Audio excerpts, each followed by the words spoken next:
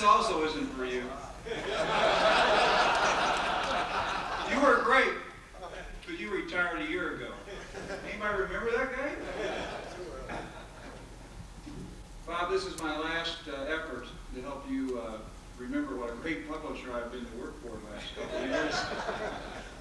I know you're getting ready to do your rebuttal, but in all sincerity, we appreciate your years of dedication to ID Magazine and the industry. And on behalf of everyone in this room, we want to present to you this retirement gift. Bob, thanks a lot for all your efforts. Thank you. It says, presented to Robert Civin, dedicated service to ID Magazine, May 2nd, 1994. Okay, now, as someone to whom a hammer is an instrument of unfathomable, oh, it opens.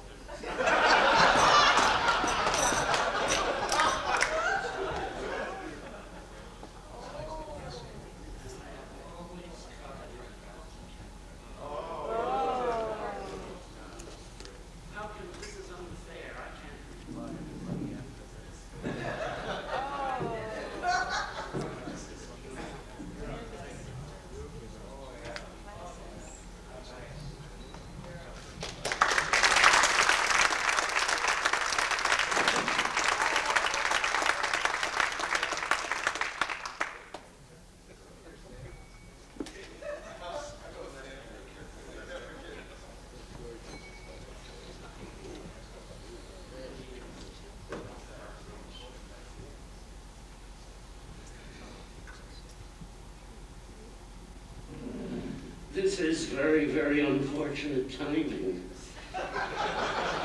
Because I do have a price. Well, I don't know if that's it or not, but I certainly feel, I really feel very constrained. How can I even discuss these people in anything but the nicest terms? But I'll force myself. I don't know where to start. It's been a great evening. I have so many great memories of all of you, because it has been a wonderful trip. And I recall specific moments with so many of you. So let me begin with our MC, Gary Walsh, who proves that you can take the boy out of Texas, but Texas always stays in the boy. And wonderful incident I always will remember about Gary, who is one of my great friends, is when he was in Seattle. He and I had drinks one night at the top of the Space Needle, and I was going on and on about the magnificent view. Each time we'd do another 30 degrees, I'd say, gosh, it's beautiful, and so on. And I could see Gary's getting a bit impatient. The conversation had about as much stimulus as some of the comments here. And finally, Gary said, you know the kind of view I like best? And I said, what? And he said, nothing. And I said, what? He says, that's my kind of view, nothing. Like where I come from in Amarillo, nothing, just flat. And whenever I see flat country, I always think of that moment with Gary. Gary, thanks for coming tonight. This is one friendship I want to continue. Nor would I. Now let's go to Mr. Hobbs, who was responsible for it all, and much of what he said was true. I approached restaurant business because I had a magazine called Dining that was in severe trouble, and I knew they didn't have any class people to put it out. And I was going into fantasies of going to 21 and going to Lutece, and I knew how the thing could be put to, you know, what needed to be done. And Don Karras and I began to talk, and then Tom heard I was available, and he came on with his seductive wiles, and my reply was indeed, I've been in all the warehouses I want to be in. I'm not going to go in another freezer in my life. I want to go to 21. Is that correct? Karras had me spotted. He didn't think in fact he knew I wasn't fit for 21. Karras had me dubbed as the freezer type. And sincerely, it did take a while, beyond the necessity, and I've been in so many. You know, when a distributor does take me to his freezer, I peer in the door and I say, neat. Right then, yeah, neat. And then I back away.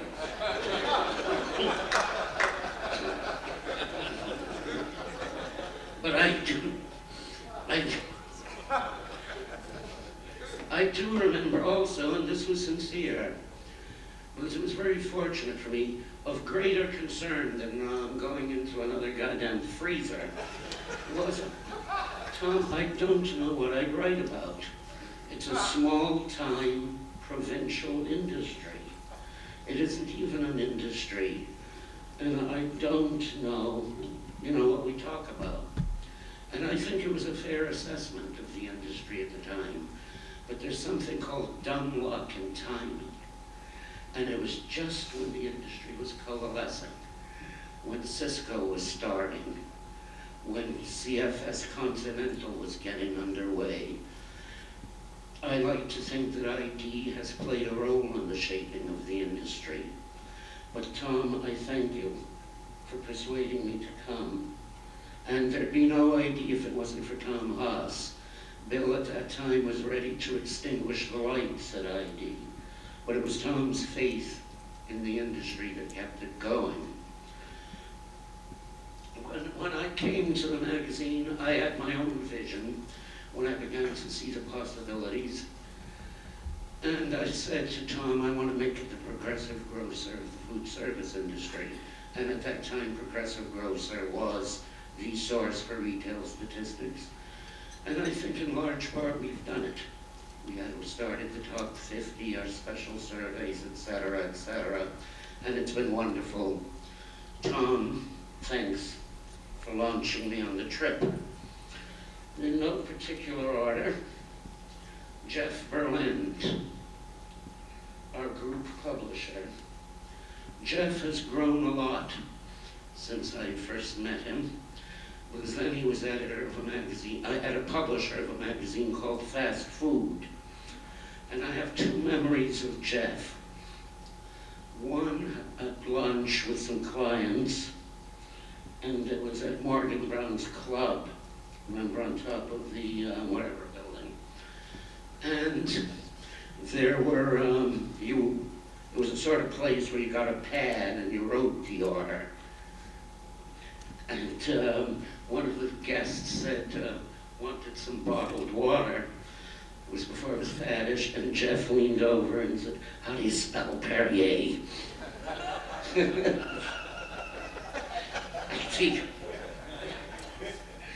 And, yeah, of course.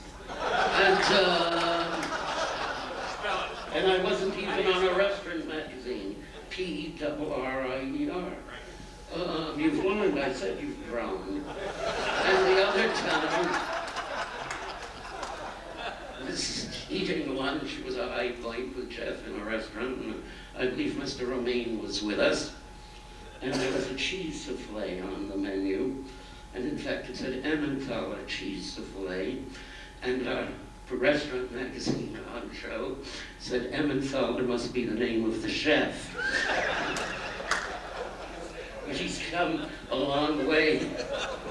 I believe he's now a director of the Culinary Institute of America. He moves in very refined circles.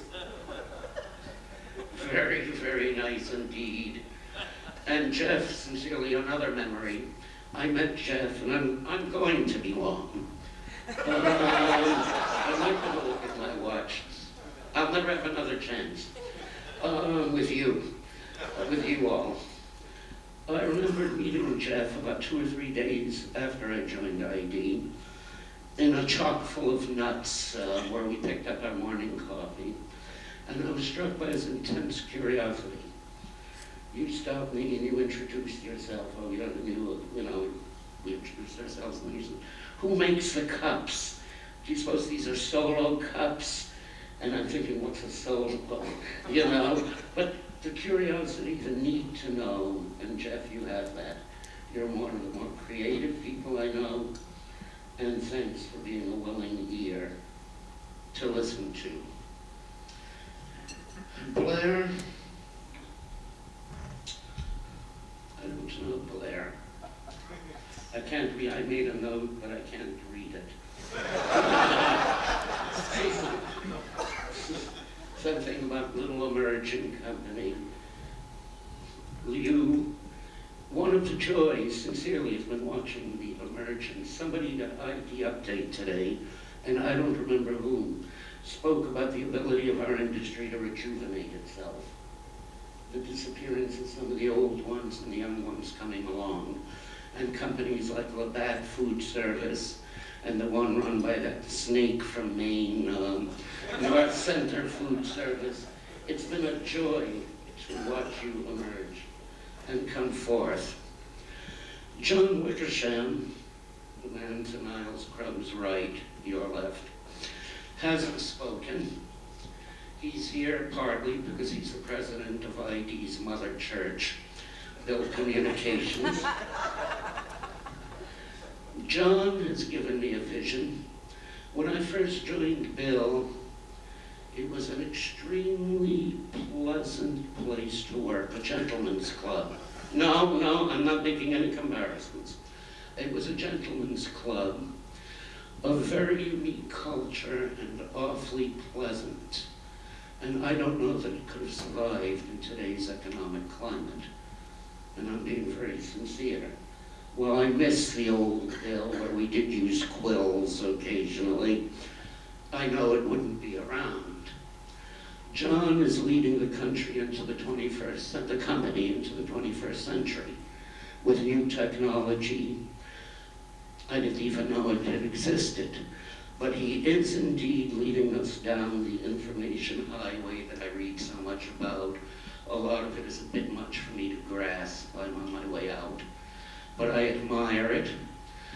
The only thing I also read a lot about interactive communications. And I've learned something about the buttons to press to get to John, but I'm not getting much interaction back. But I guess that'll come. Niles Crumb. How can I say anything but good about Niles after that beautiful gift? But I had one of the reasons, sincere, that I stayed on at Bill after what's his name left, was I wanted the experience of working with Niles. Stan? Yes. Well, anyway, I wanted the experience of working with Niles, and it was a different type of experience. Through a combination of circumstances, I was never in the military.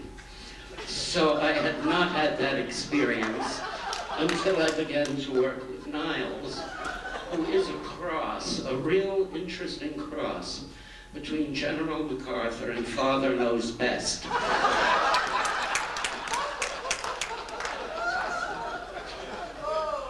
Niles, it's been great. I'm going to miss you. I beg your pardon. We'll skip over the man on my second left. I've already spoken of Gary. Ronnie Wallace, one of my best friends. At times, the friendship would be easier if he ran subtitles past me. And I didn't discover Ronnie. Stephanie Sulkin, who was then our managing editor, did.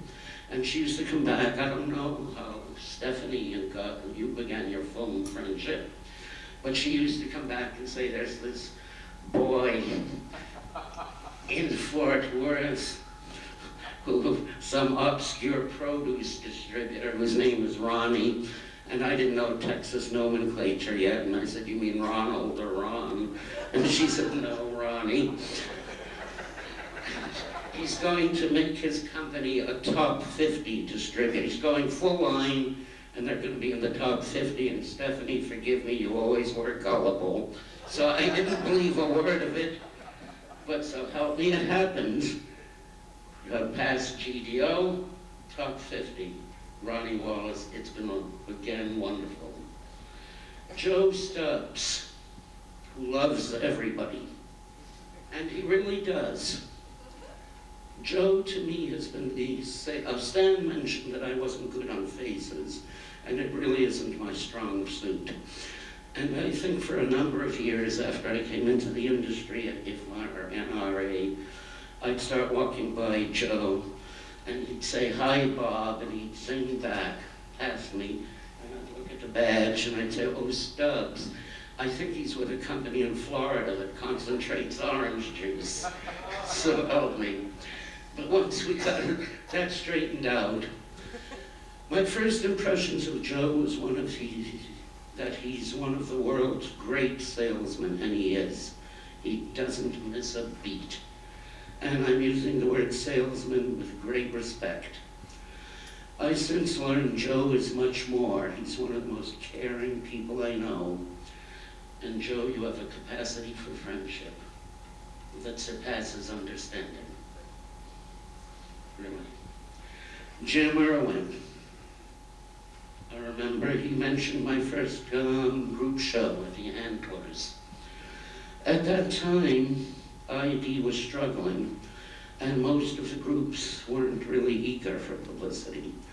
I remember that time, I'd been aboard about a month, and the old UID, a precursor of ComSource, I called up Bud Sherman and said, "I'd love to, I'm the new editor at ID, can I come to your convention?" And I sort of got a click. Then I called up Marty Cram, who ran a shop at Nugget that resembled Fort Knox. And he said something like, "Are you kidding?" And then I called up Jim Irwin and said, "I'm the new kid, can I come?" And he said, "You bet." He not only did that, but when I got there, I found that Code had put out in its newsletter that Institutional Distribution had a new editor, and all of you go out of your way to be nice to him. And you remember little things like that. And through the years, Jim was one of my gurus. He was always candid. I remember a phone call from Jim on an editorial on something or other in which he said, "I'm amazed that a man in your position would take a stance like that." And I said, "You just got to call him as you see him." Jim also showed just amazing grace under pressure during that period in the mid-'80s when he saw his top members knocked off during that acquisition wave. Jim, thanks for everything. I want to come back here to Mr. Romaine. Incidentally, this is a cold. It has nothing to do with tobacco.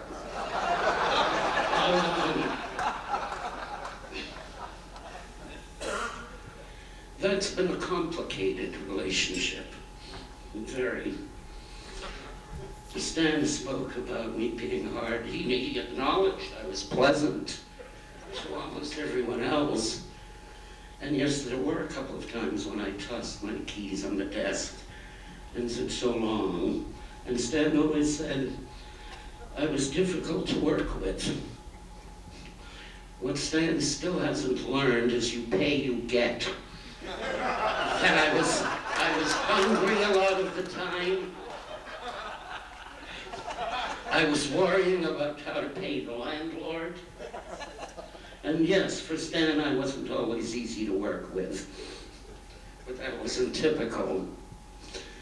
However, despite our moments, it was great being a member of the Bob and Stan team for so many years.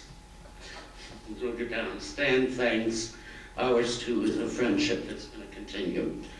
Have I missed anyone on the podium? I don't think so. Okay, we're getting down to the short strokes.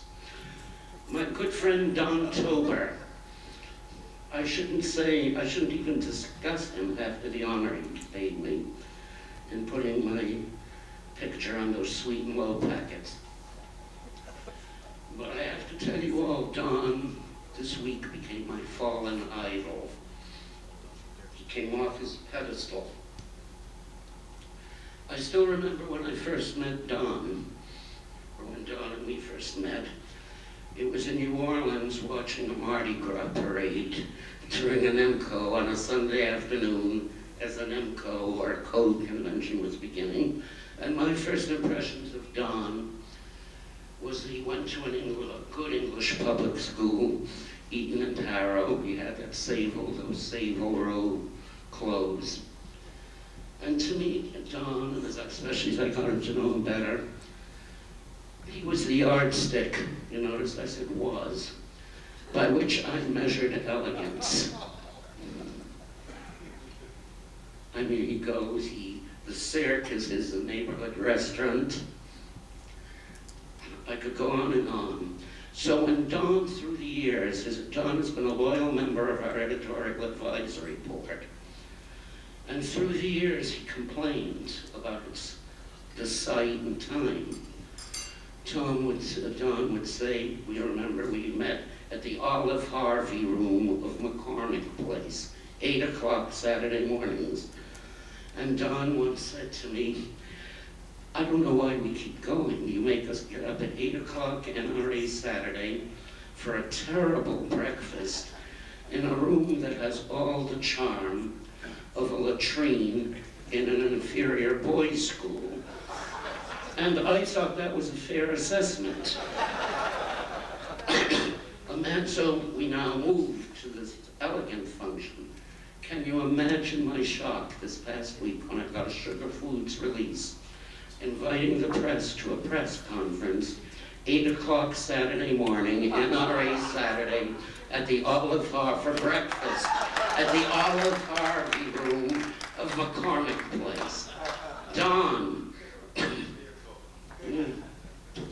the image has been shattered.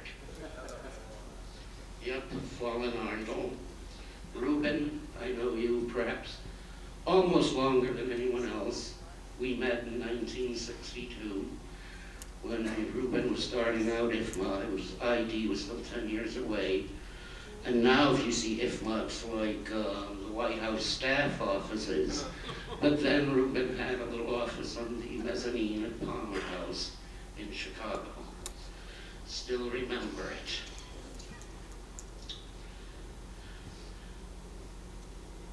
Alan, there's little I can say except to be shocked. I really had you in my hand tonight. You did I commend you though for all the research. You had to read all those dull editorials to come up with one misused word. Hardly worth the effort. It seems to me. God, things must be slow up in Maine. Hasn't the spring thaw come in yet? Carl Schnitzer. I've grown to love Carl and Nadine in the 4 or 5 years we've known each other. They migrate and spend a long weekend with me in New York every fall. I'll tell you how I got to like them. We met at the Gold Bond Convention, and they'd heard terrible things about New York. And I said, it's bad press. You've got to come to New York, spend a weekend with me. Come in on Friday, leave on Monday. So against their better judgment, they agreed. And the date was set. Unfortunately, I double booked. I realized the weekend before, and I'd agreed to speak at a ComSource healthcare conference. So I called Carl, and I said, I've got good news and I've got bad news. Which first? And I said, bad news is you're coming in Friday, I'm leaving Saturday afternoon. Good news, you can have the apartment to yourself.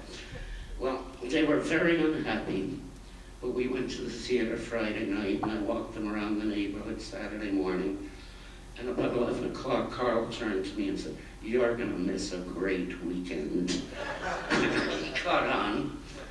But Carl, too, the fact that we have an industry where he could start with a freezer box that he built with his son. He got a load of flavor-packed vegetables on consignment because he knew the broker. I believe they arrived and suddenly he thought, I'm in debt for a truckload of vegetables. His trucks, he's thriving. When I saw his current trucks that say the #1 distributor in Arizona, and I say, you've got to be kidding. You know, you never heard of Shamrock, Kraft, Cisco? He says, I didn't say the biggest. I said #1, the best. So anyway, Carl, my hat is off to you. And I think I've covered the speakers. One more man I want to mention, Jerry Waxler, who I'm delighted to see here tonight. We first met, and I remember it distinctly, in 1956 at a National Frozen Food Association convention cocktail party. Jerry had recently left Snowcrop, where he had been a salesman for their juices, to start one of the first food service brokerages, all frozen foods. And everyone said, that dumb kid, he's gonna starve. He didn't, he retired early. He didn't have to wait to be 69, which makes me remember John Patton. I knew I'd done something. John, I admire, because I don't know how many of you knew that John had been a journalism major. And his first job was with an advertising agency, and I think that's provided some commonality. And also, on my part, respect, I thought he was smart enough to get out of it early and go out and get a good job. So I've always looked up to him. And I just want to end up with a few members of my staff. First of all, Stephanie Sulkin. For several years, Stephanie and I put out the magazine alone. There were just the two of us, and we did it all, and it was small. And I'm afraid I was a managing editor abuser. Certainly, Stephanie suffered a lot. I was awfully frustrated. And I remember we'd usually work 6 days a week, and often 7. And I remember once after a year and a half or two, she came and said she was going to take a week off. And do you remember Stephanie? And I wasn't taking vacations then. And I said, what do you mean you're taking a week off? I can't take a week off. Do I take a week off? And it was one of her few incidents of rebellion. She stormed out and went into Stan's office and said, look, I need time off. And Stan convinced me I'd better. But it was quite a trip. Stephanie also gave me one of the more significant experiences of my life, when some years afterwards, about 10 years ago, she asked me to bring her down the aisle at her wedding. And I guess I did a very good job. It was the way the marriage was held. To Carol Casper, who was, I think, about #3 or #4, managing editor for many years. And when her husband moved to Boston, she thought she should go with him. And she is our computer honcho. I remember in the 70s, when nobody was talking too much about him, Carol would come in loaded with computer magazines. She loved it. Dana Tanieri, who is the daughter I never had. I discovered, I'm going to get sloppy sentimental. Dana I met at a bar in Alaska, and I'll let her explain that. But several things impressed me. At the time, she was probably 24, and she could match me drink for drink, which wasn't easy. And #2, I saw her quickness, that she was quick and sharp. And also at that time, she wanted to leave Madison and come to New York, and I persuaded her that ID was the place to be. And we've been very fortunate in having her with us since.